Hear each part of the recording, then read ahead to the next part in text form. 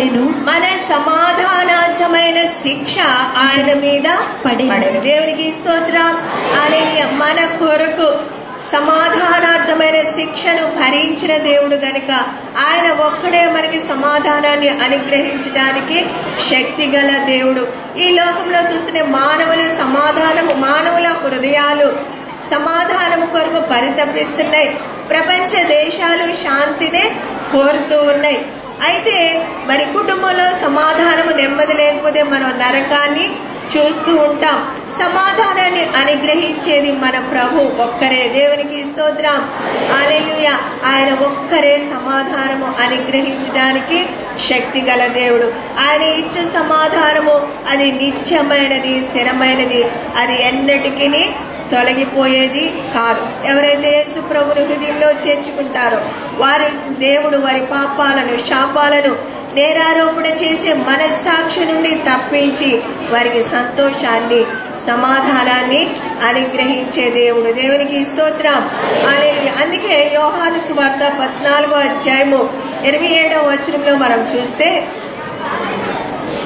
యోహాను శాంతి మీకు అనుగ్రహించి వెళుచున్నాను, నా శాంతినే మీకు అనుగ్రహింప వెళ్ళుచున్నాను, నా శాంతినే మీకు అనుగ్రహించుచున్నాను, నా శాంతినే మీకు అనుగ్రహించుచున్నాను. లోకమిచ్చినట్టుగా నేను మీకు అనుగ్రహించుటలేదు, లోకమిచ్చినట్లుగా నేను మీకు అనుగ్రహించుటలేదు. మీ హృదయమును కలవరపడనీయకుడి, హృదయములను కలవరపడనీయకుడి, వెరవనీయకుడి. దేవునికి స్తోత్రం. హల్లెలూయా. గమనించండి, క్రిస్మస్ అంటే క్రొత్త బట్టలు, పిండి వంటలు, మరి ఇంటికి రంగులు వేసుకోవడం, ఇదే సంతోషము కాదు. ఆయన ఇచ్చే సంతోషము కొరకు ఎదురు చూడండి. మరి చాలా మంది చెబుతూ ఉంటారు క్రిస్మస్ లో పైన స్టారు, ఇంట్లో బార్ అని. అది క్రిస్మస్ కాదు. ఆ విధంగా చేస్తే నీకు సంతోషం ఉండదు, సమాధానం ఉండదు, నరకమే ఉంటుంది నీ కుటుంబంలో. అటువంటివి కాదు. కానీ ఈ లోకం ఇచ్చినట్లుగా కాదు. ఆయన మన ప్రభు ఇచ్చే సమాధానము నిత్యమైనది, సత్యమైనది, స్థిరమైనది, అది ఎన్నటికీ తొలగిపోయేది కాదు. దేవునికి స్తోత్రం. అలనాడు పాపాత్మురాలైన స్త్రీ యేసు ప్రభు వారి పాదాల దగ్గరకు వచ్చి ఆమె కన్నీరు కాచి ఆయన పాదాలను కడిగి ఆమె వెంట్రుకలతో ఆయన పాదాలను తుడిచినప్పుడు ప్రభు ఏమన్నారు? అమ్మా, నీ పాపములు క్షమించబడినవి, సమాధానము గలదానమై వెళ్ళు. ఆమె ఎంత సంతోషంగా వెళ్లి ఉంటుందో. ఆమె పాపములు కొండంత పాపములై ఉండవచ్చు. అయితే యేసు ప్రభు వారు ఆమె పాపములన్నీ క్షమించినప్పుడు ఆమె ఎంతో సంతోషంగా, సమాధానంగా ఆమె గృహానికి వెళ్ళింది. దేవునికి స్తోత్రం. హల్లెలూయా. అలాగే మరి రక్తస్రావ రోగి అయిన స్త్రీ యేసు ప్రభు వారి వద్దకు వచ్చి ఆయన వస్త్రము చెంగు ముట్టినప్పుడు ప్రభు అంటారు, నీ విశ్వాసము నేను స్వస్థపరిచెను, సమాధానం గల దానమై పొమ్మంటారు. కనుక మన ప్రభు సమాధానాన్ని ఇచ్చే దేవుడు, నెమ్మదినిచ్చే దేవుడు. నీవెంత పాపాత్ముడవైనా, ఎంత రోగివైనా ఆయన స్వస్థపరిచి నీకు పాప క్షమాపణ ఇచ్చి మిమ్మల్ని సంతోషంతో, సమాధానంతో అనుగ్రహించే దేవుడు మనకున్నారు. కనుక ఇటువంటి కుమారుని కలిగిన మనము ఆయన ఇచ్చిన సంతోషాన్ని, సమాధానాన్ని మనం కలిగిన మనం చూడండి, మన గృహంలో కుమారుడు పుడితే ఎంత సంతోషంగా మా ఇంట్లో మా కుమారుడు పుట్టాడు, నా కుమారుడు పుట్టాడు, మా అమ్మాయి కుమారుడు పుట్టాడు అని సంతోషంగా అందరికీ చెప్పుకుంటాం.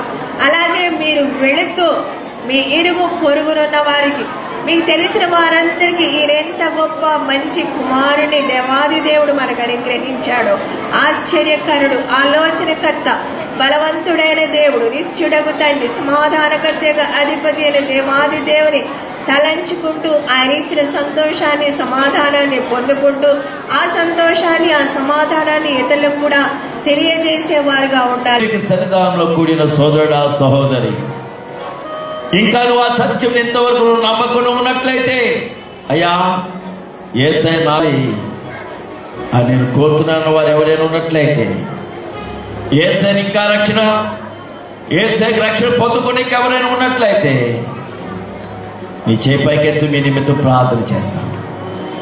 ఇదేదో నా కోసం నేను మిమ్మల్ని అడగడాలేదు, నువ్వు శిక్షను తప్పింపబడ్డానికి.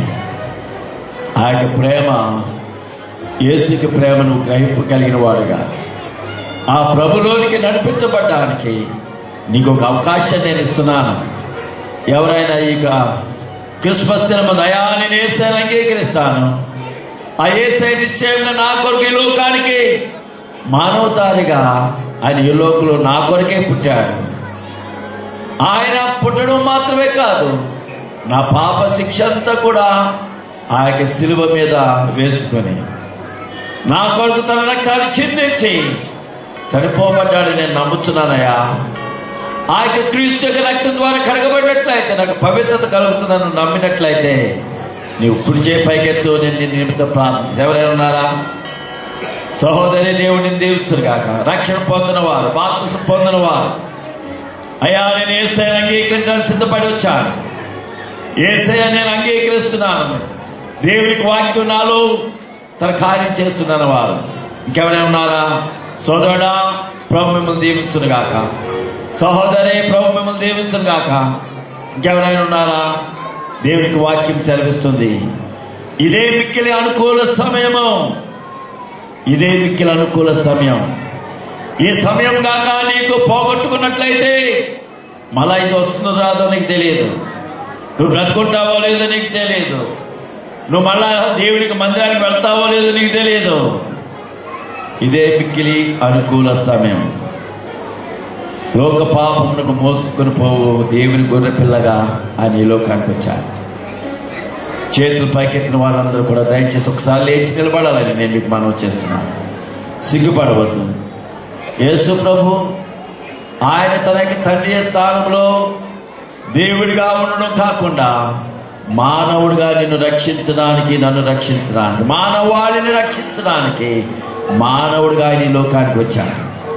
తను తాను తగ్గించుకున్నవాడు ఆయన ఈ లోకానికి వచ్చాడు. Merry Christmas. Happy Christmas. Happy Christmas.